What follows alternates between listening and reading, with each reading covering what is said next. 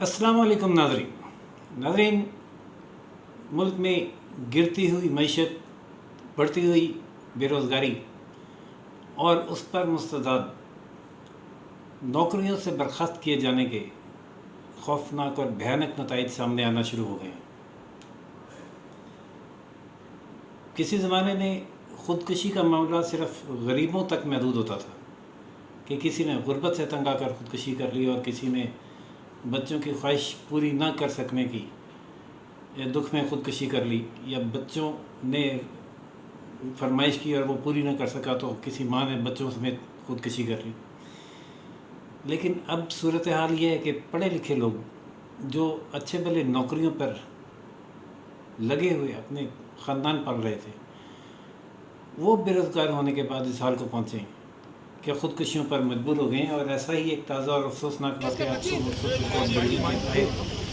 उस वक्त पेश आया जब एक MHA के बरतरशुदा मुलाजिम ने अपनी 2 बच्चियों के हमरा रेड जोन में सुप्रीम कोर्ट बिल्डिंग के बाहर ख़ुदकुशी करने की कोशिश की। MHA के साबिक़ मुलाजिम वहीद मस्तूई ने सुप्रीम कोर्ट बिल्डिंग के बाहर पहुंचकर अपनी थैले में से पेट्रोल की बोतल निकाली और अपने ऊपर छिड़क दी। लेकिन रेड जोन है, हाई सिक्योरिटी होती है, पुलिस वहाँ मौजूद थी। कांस्टेबल ने जब ये देखा तो उसका इरादा भागते हुए मौके पर मौजूद कांस्टेबल ने उसको झपट लिया, उससे बोतल छीनी और उसको काबू करके गिरफ़्तार कर लिया गया। जिसके बाद तो उसकी बाइक जिस पर वो आया हुआ था और पेट्रोल की बोतल कब्ज़े में लेकर मुलजिम को, वहीद मस्तूई को, थाना सेक्रेटेरिएट मुंतकिल कर दिया गया।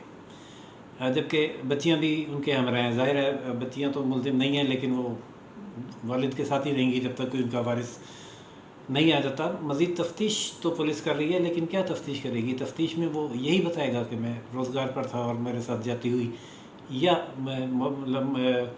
मुआशी पॉलिसियों की वजह से मुलाजमत से बरतरफ हो गया और अब बच्चों को खिलाने के लिए मेरे पास ना पैसे हैं। और खान साहब, अगर आप ये समझते हैं कि लंगर खाने बना देने का मतलब ये है कि हर वो शख्स जिसके पास रोज़गार नहीं होगा या वो जो रोज़गार से निकाल दिया जाएगा वो लंगर खाने जाके लाइन में खड़ा हो जाएगा, तो ऐसा नहीं होता। लोगों की अना होती है, इज़्ज़त होती है, ख़ास तौर पर उनकी जो रोज़गार पे लगे रहे और ख़ानदानों में रहने वाले लोग होते हैं। वो लंगर खानों में जाकर लाइनों में खड़े नहीं होते, खुशी करने को प्रेफर करते हैं और खुशी करके वो वहाँ पहुँचना चाहते हैं जहाँ आपके बकौल सुकून है, कब्र में। और अब आपकी हुकूमत उन्हें कब्र में सुकून लेने के लिए भी जाने की इजाज़त नहीं दे रही। ये वो जुर्म है ख़ुदकुशी, जिसपे अगर आदमी मर जाए तो उसको दुनिया में सज़ा नहीं मिलती, उसकी तो सुना है फिर आखिरत में ये वो सज़ा है कि असल वक्त तक उसके वो बार बार ख़ुदकुशी करता रहता है उसी तरीके से। लेकिन दुनिया में भी अगर वो उसकी ख़ुदकुशी की कोशिश नाकाम हो जाए तो उसको गिरफ़्तार कर लिया जाता है और फिर उससे मुकदमा चलता है और उसको जेल जाना पड़ता है। ऐसा कुछ नहीं है कि अगर उसकी ख़ुदकुशी की कोशिश नाकाम हो गई तो हुकूमत अब उस पर तर्स खाकर उसके ख़ानदान की कफ़ालत शुरू कर देगी या उसको नई मुलाजमत दे देगी। लिहाजा ये वहीद मस्तूई और उसके ख़ानदान का सख्त वक्त अब शुरू हो चुका है। अगर उसकी कोई मदद हो सकती है तो वो कोई खैराती अदारे या रिफाई अदारे ही जो हैं वो उसको उसके ख़ानदान की कफ़ालत का अगर बेड़ा उठाएँ तो हो सकती है। वरना ये हालत जो वहीद मस्तूई की हुई, कई लाख मुल्क में बेरोज़गार लोगों की हो चुकी है। उन बेरोज़गार लोगों की नहीं जो अभी रोज़गार पे लगे ही नहीं, उन बेरोज़गार लोगों की हो चुकी है जिन्हें रोज़गार से बरतरफ किया जा चुका है। एक साफ और सीधी सी समझने वाली बात है कि एक आदमी जो एक रोज़गार पर लगा हुआ था, उसकी चाहे तनख्वाह कितनी ही कम क्यों न थी, 25,000 या 35,000, वो एक लगी बंदी उस आमदनी उसके घर की थी जिसमें उसने अपना बजट मेंटेन किया हुआ था और वो अपने बच्चे पाल रहा था। लेकिन जो ही वो उसका रोज़गार ख़त्म होता है, उसकी वो इनकम ख़त्म हो जाती है, उसकी बचत का तो सवाल पैदा होता ही नहीं। लेकिन अगर उसने कुछ की भी है तो वो महीना 2 महीने से ज़्यादा सर्वाइव नहीं कर पाता और उसके बाद ना उसको करने को कोई और काम है, क्योंकि मईशत की तबाही की वजह से कारोबार भी ठप हैं और ना ही कहीं और रोज़गार मिलने के मौके हैं।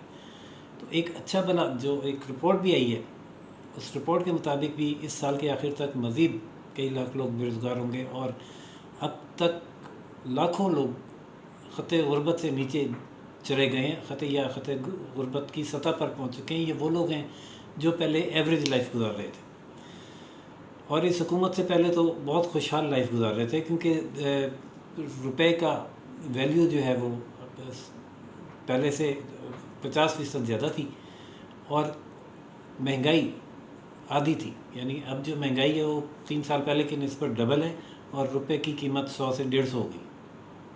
तो आप अंदाज़ा लगा लें कि जो रोज़गार पर लगे हुए लोग थे वो भी अब एवरेज लाइफ से ग़ुरबत की सतह पर आ गए हैं और जो बेरोज़गार हुए वो ख़ुदकुशियाँ करने पर मजबूर हो चुके हैं। जबकि खान साहब के जो हवारी हैं, जो उनके दोस्त हैं, जो उनके इलाके के लोग हैं, जो जिनको कासा लेस कहा जाता है, जो हर दौर में होते हैं, वो खान साहब के सामने बैठ के ये राग गलाते हैं कि अच्छे दिन आए हैं, अच्छे दिन आए हैं। लेकिन ये अच्छे दिन आए हैं का नगमा भी वो उन्हें अच्छी आवाज़ में नहीं सुना पाते, उनकी आवाज़ रोती हुई निकलती है। खान साहब अपने खुशामदियों की बातों में आने के बजाय और मीडिया का मुंह बंद करने के बजाय, सोशल मीडिया के ख़िलाफ़ कार्रवाई करने के बजाय देखें कि सोशल मीडिया क्या कह रहा है, अनसेंसर्ड मीडिया को सुने और देखें कि वो क्या कह रहा है और लोगों की दाद रसी के लिए कोई मनसूबाबंदी करें। वरना इस मुल्क का हम दुआ करते हैं कि अल्लाह ही हाफ़िज़ है और इस मुल्क की खैरी की दुआ करते हैं।